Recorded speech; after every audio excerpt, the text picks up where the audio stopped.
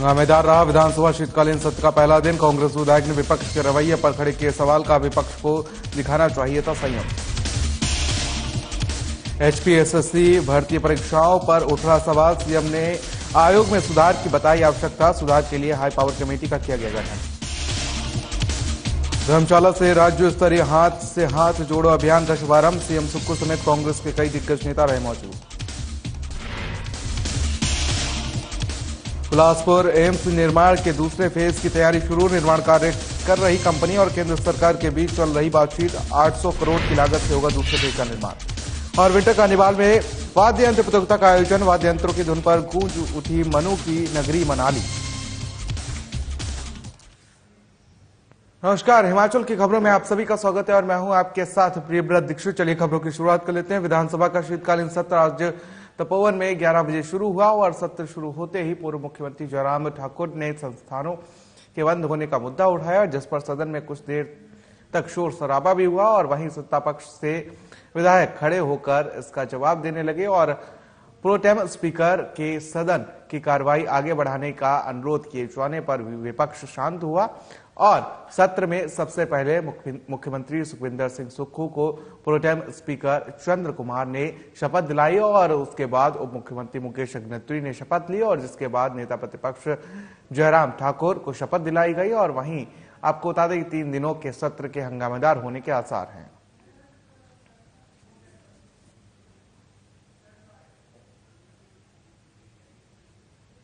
चलिए खबरों में आगे बढ़ेंगे और धर्मशाला के तपोवन में 14वीं विधानसभा के शीतकालीन सत्र के पहले दिन ही सदन में भारी हंगामा देखने को मिला है।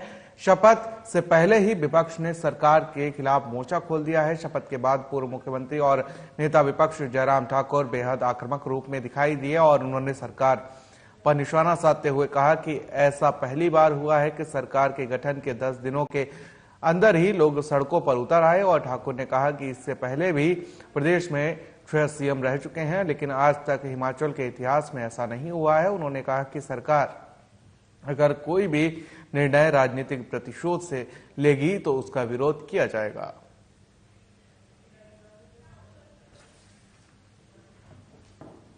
लगभग 24-25 दिन बाद यहाँ पर बुलाया गया है, जो कि आमतौर पर चुनाव के बाद जब सरकार का गठन होता है 1 सप्ताह या 10 दिन के अंदर अंदर विधानसभा का सत्र बुला लिया जाता है, जहां पर विधायकों की वोट होती है। वर्तमान सरकार हिमाचल प्रदेश में विधानसभा के चुनाव के बाद विधानसभा की सत्र की डेट तय करने की परिस्थिति नहीं हो पा रही है। कैबिनेट का गठन करने की स्थिति में नहीं हो पा रही है। इन सारी बातों को लेकर के मैं ज्यादा नहीं कहना चाह रहा हूं, मैं सिर्फ इतना कहना चाह रहा हूं, आज विधानसभा के अंदर जब हमने सरकार से इस बात को पूछने का प्रयत्न किया कि ऐसी जल्दी क्या थी जो हिमाचल प्रदेश में आपने सैकड़ों इंस्टीट्यूट जो खुले थे, जो फंक्शनल थे, उनको तुरंत प्रभाव से बंद करने के आदेश कर दिए और लगभग एक पूरा फाइनेंशियल ईयर के अंतर्गत जो भी संस्थान खुले हैं, जो संस्थान सुचारू रूप से चल पड़े हैं, पोस्टों की क्रिएशन वहां पर हुई पड़ी है, बजट प्रोविजन उसमें हुए पड़े हैं, उसके बावजूद वहां पर उनको फंक्शनल संस्थानों को जो है बंद किया गया बदले की भावना के साथ, जिसकी हमने आज निंदा भी की और निंदा के साथ जानकारी मांगी की। चलिए खबरों में आगे बढ़ेंगे। धर्मशाला में मीडिया से बातचीत करते हुए शिमला ग्रामीण से विधायक विक्रमादित्य सिंह ने कहा कि आज विधानसभा का पहला दिन था और ऐसे शुभ दिन पर विपक्ष को संयम दिखाना चाहिए था। उन्होंने कहा विपक्ष ने जो गर्मी दिखाई वो सही नहीं थी।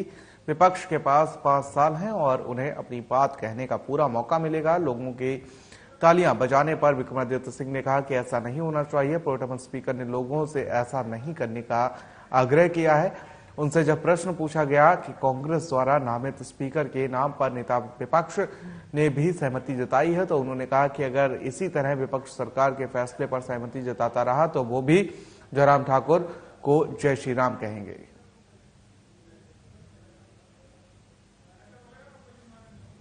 शुभ दिन है।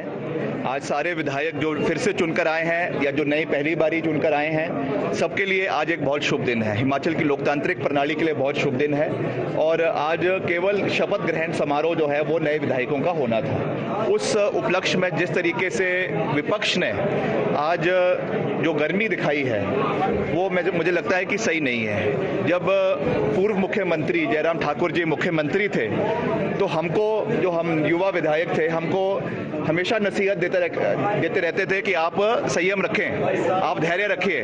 आज खुद वो अपनी बातों पे संयम नहीं रख रहे हैं। मौका आएगा, बहुत से मौके आएंगे। अभी जो हमारे राज्यपाल है उनका अभिभाषण होना है, उस पर भी चर्चा होगी, उस पर वो अपनी बात को रख सकते हैं। मगर आज केवल शपथ ग्रहण समारोह में इस तरीके की जो है वो जल्दी दिखाना, मैं समझता हूं कि वो लोकतांत्रिक हित में नहीं है।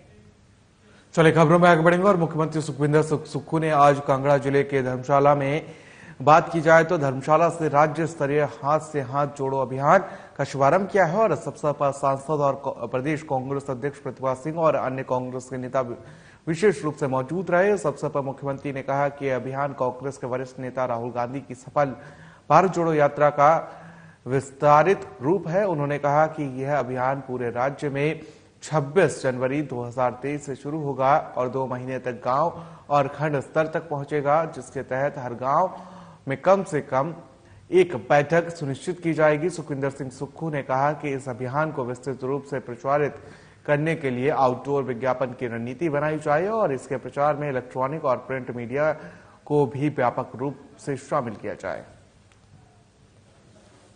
से हाथ जोड़ो अभियान हमारे अखिल भारतीय कांग्रेस कमेटी का है। मैं आज कार्यकर्ताओं की बैठक में गया था।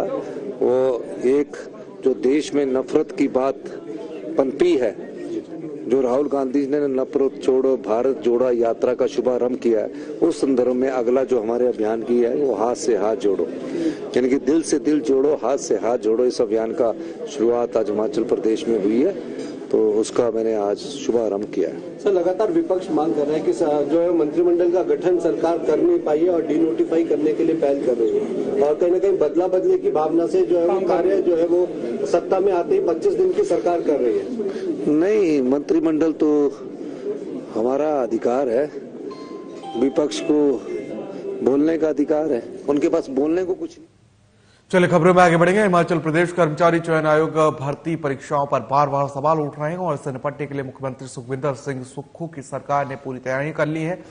सीएम सुक्खू के निर्देश पर हाई पावर कमेटी का गठन किया गया है, जिसका चेयरमैन शिक्षा विभाग के सचिव और भारतीय प्रशासनिक सेवा अधिकारी अभिषेक जैन को नियुक्त किया गया है और इसके साथ ही इस कमेटी में IAS अधिकारी तुरुल एस रवीश और हिमाचल प्रदेश कार्मिक विभाग के अधिकारी शामिल हैं और यह कमेटी हमीरपुर पहुंचकर चयन आयोग से संगठनात्मक ढांचे और आयोग के माध्यम से होने वाली भर्ती प्रक्रिया की जानकारी हासिल कर रही है। इसके बाद प्रदेश सरकार आगामी मंत्रिमंडल की बैठक में कर्मचारी चयन आयोग में बड़े बदलाव को लेकर निर्णय लेगी।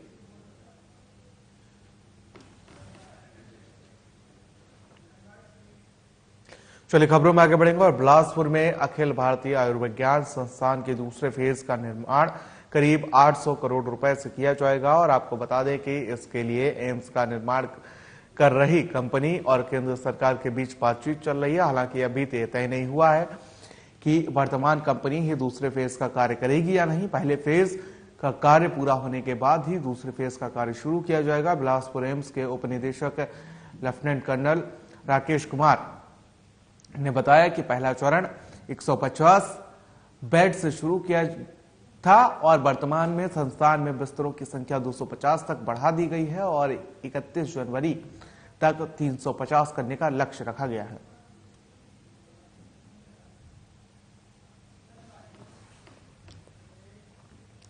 चलिए खबरों में आगे बढ़ेंगे और राष्ट्रीय स्तरीय विंटर कार्निवाल में वाद्य यंत्र प्रतियोगिता का आयोजन किया गया, जहां पर वाद्य यंत्रों की धुन में मनु की नगरी मनाली गूंज उठी है और इसका शुभारंभ मनाली एसडीएम सुरेंद्र ठाकुर ने किया है और विभिन्न स्थानों से आए हुए वाद्ययंत्रियों ने इस प्रतियोगिता में भाग लिया है और अपनी अपनी धुनें बजाई और जिसमें मंडियाली, बुशेरी और वाटरा आदि धुनों को बजाया गया। और आपको बता दें कि राष्ट्रीय स्तरीय विंटर कार्निवाल मनाली की मनु रंगशाला में, जहां पर आपको बता दें कि देश विदेश की संस्कृति के लोग रूबरू हो रहे हैं। और तो वहीं मनाली के महल पर कुलब्बी नाटी का धूम देखने को मिल रहा है। रोजाना यहां आए हुए सांस्कृतिक दल अपनी प्रस्तुति दे रहे हैं। वाद्य यंत्रों की धुन पर पारंपरिक वेशभूषा में सजे कुल्लू के कलाकार सैलानियों को खूब मनोरंजन करवा रहे हैं। और सुबह के समय ढोल, नगाड़ा, शहनाई, करनाल और नरसिंगों की धुन बजाते ही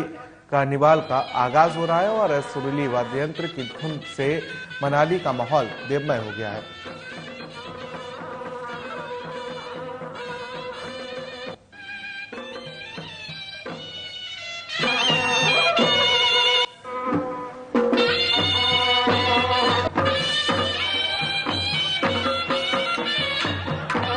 तो कुल्लू से खबर है, जहां पर आपको बता दें कि यहां पर एसडीएम ने प्रतियोगिता का यहां पर शुभारंभ किया है। देश विदेश से वाद्य यंत्र लेके यहां पर लोग पहुंचे थे और इस प्रतियोगिता का हिस्सा बने हैं। तो वहीं आपको बता दें कि लोगों को ये खूब भा रहा है।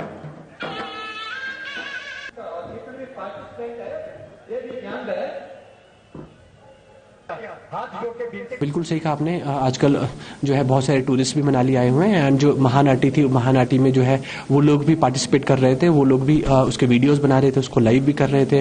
अपने अपने बहुत सारे लोग इसमें जो है लाइक्स पे मिलते हैं। और यही एक माध्यम है जिससे जो है सोशल मीडिया या प्रिंट इलेक्ट्रॉनिक मीडिया के माध्यम से जो है हमारा जो कल्चर है कुल्लू का वो बहुत आगे तक जाए। यही हमारी जो है। और इस बुलेटिन में फिलहाल के लिए इतना ही। मुझे दीजिए इजाजत। नमस्कार।